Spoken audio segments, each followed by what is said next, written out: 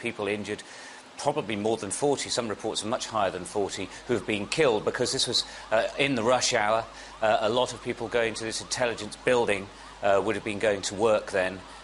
We've seen in the pictures cars that have been destroyed and turned over, trucks, so there have been a lot of people around, so a very destructive attack. There is some confusion, of course, as to who carried this out. The government has said there's no doubt in its mind that it is terrorists. The Free Syrian Army and political opposition groups say that they had nothing whatsoever to do with it.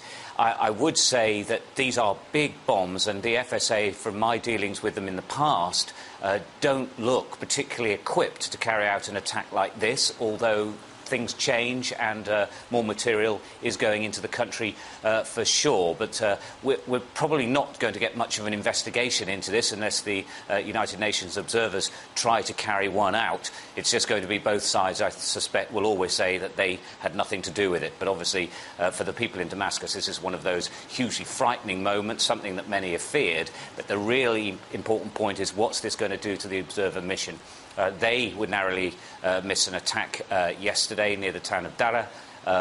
We know Ban Ki-moon has already said that there are questions about how long that mission could go on for, especially if there is violence affects the observers themselves. Maybe they'll reach a point where they say it's too dangerous for them and that they would have to quit, and then I think we're pretty much looking at civil war if it isn't already there right now. I suppose, Stuart, the other important point is exactly that civil war point, isn't it? If you think about the Russians and their objections to UN coordinated action to try and stop the bloodshed in Syria, they've said all along, haven't they, that there is the beginnings of a civil war in Syria. There are perhaps jihadist groups moving in, as in Iraq. They've argued that, and they can continue looking at these pictures to argue precisely that.